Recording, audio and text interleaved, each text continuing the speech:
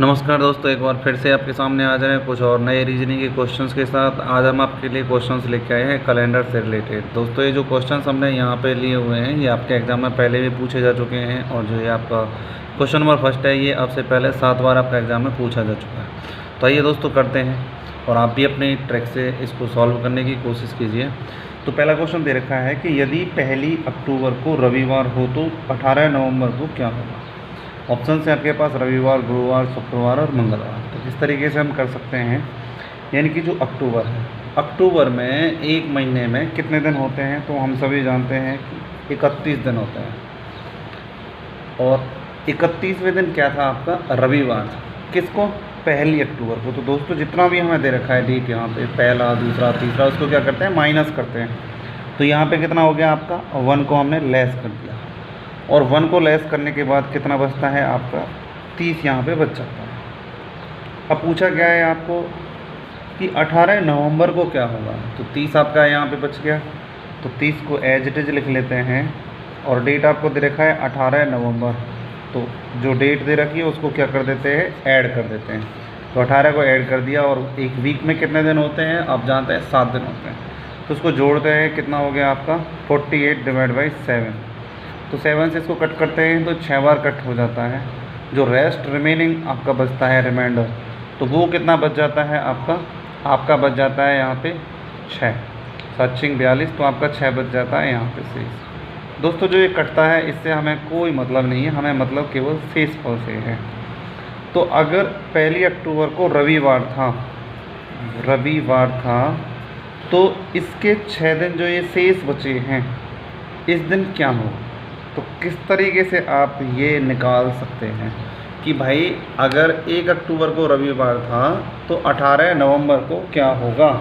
तो 18 नवंबर को कौन सा वार आपका होगा।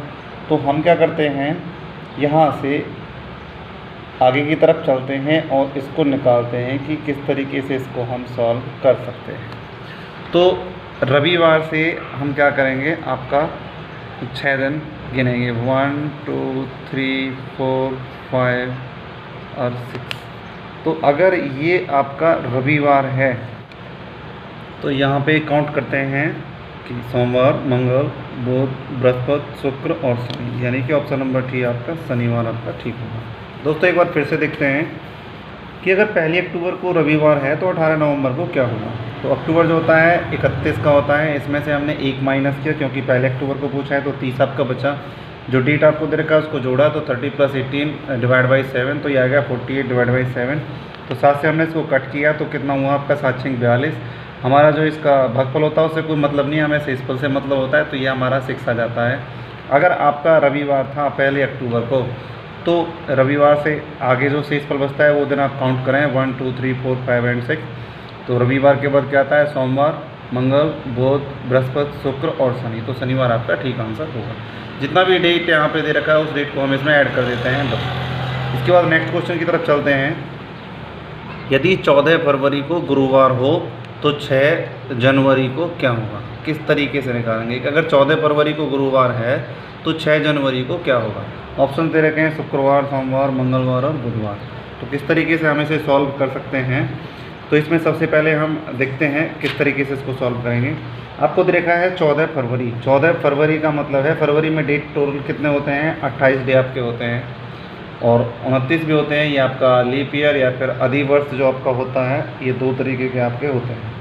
लीप ईयर वो होता है जो 4 से पूरा भाग हो जाए, और अधिवर्ष आपका वो होता है जो 4 से पूरा भाग नहीं होता है।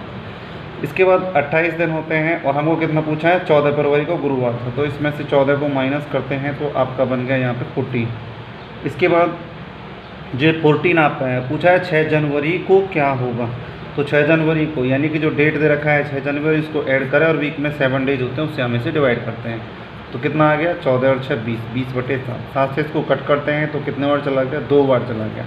लेकिन शेषफल कितना बचा हमारा यहाँ पे, ये बच गया आपका 6। तो ये आपका शेष बचा। अब इस शेष को उसने पूछा है कि 14 फरवरी को अगर गुरुवार था तो ये बताइए आप कि 6 जनवरी को क्या होगा, यानी कि बैक पीछे की बात कर रहे हैं। तो यानी कि हमें यहाँ पे 6 दिन शेष लिख लेते हैं। तो ये हम यहाँ पे गुरुवार लिखा, और गुरुवार के बाद 6 डे वापस चलते हैं, 1 2 3 4 5 और 6। तो गुरुवार होता है बृहस्पतिवार आपका। तो बृहस्पतिवार से वापस की तरफ चलते हैं हम। तो ये आ गया बृहस्पति के बुध आता है, बुध के बाद मंगल, मंगल के बाद सोमवार, सोमवार के पहले क्या आता है आपका रविवार आता है, और रविवार के बाद क्या आता है आपका फिर सोमवार आता है, यानी कि शनिवार आता है, और फिर आपका शुक्रवार आता है। तो आपका जो ऑप्शन नंबर ए है ये क्या है आपका बिल्कुल करेक्ट आंसर। एक बार फिर देखते हैं।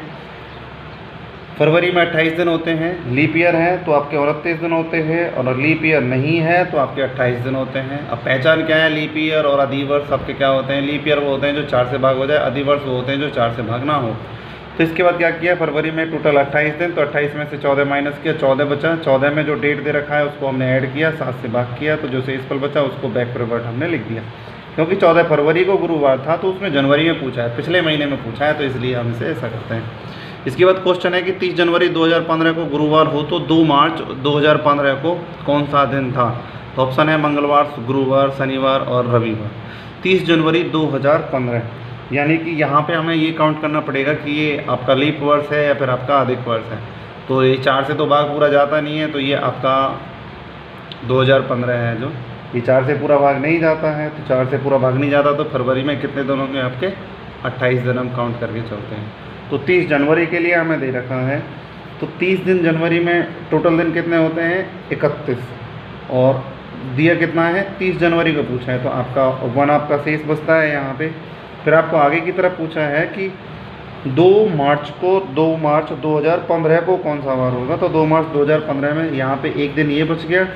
पूछा कितना है पहले जनवरी के बाद कहता है फरवरी में कितने दिन होंगे, इसमें हम 28 दिन लेके चलते हैं, क्योंकि ये 4 से पूरा भाग जाता ही नहीं है, तो इसलिए हमने 28 लिया। अगर 4 से पूरा भाग चला जाएगा तो हम कितने लेंगे यहाँ पे 29 लेंगे, और डिवाइड कर देते हैं 7 से। और पूछा कितना है 2 मार्च पूछा है, तो 2 दिन और इसमें हमें ऐड करने पड़ेंगे। 28 2 30 1 31, तो ये आ गया आपका 31/7। 7 से भाग करते हैं, 7 चौके 28, तो 3 आपका शेषफल बचता है। हमें केवल मतलब क्या होता है दोस्तों, यहाँ शेषफल से मतलब होता है कौन सा वार था इसका, तो ये गुरुवार था। अगर ये गुरुवार है तो 3 दिन शेष पूछा है, यानी कि नेक्स्ट मंथ की बात कर रहा है। तो 3 दिन आगे चलते हैं, 1 2 3। तो गुरुवार के बाद क्या आता है आपका शुक्रवार आता है, शनिवार आता है, और फिर आपका रविवार आता है। तो ये रविवार आपका आंसर बिल्कुल ठीक है। दोस्तों एक बार फिर से देखते हैं नेक्स्ट क्वेश्चन को लेने से पहले। तो यहाँ पर क्या है, अगर आपको दे रखा है 30 जनवरी 2015 को ये था, अब मान के चलो ये दे देता आपको कि 28 जनवरी 2015।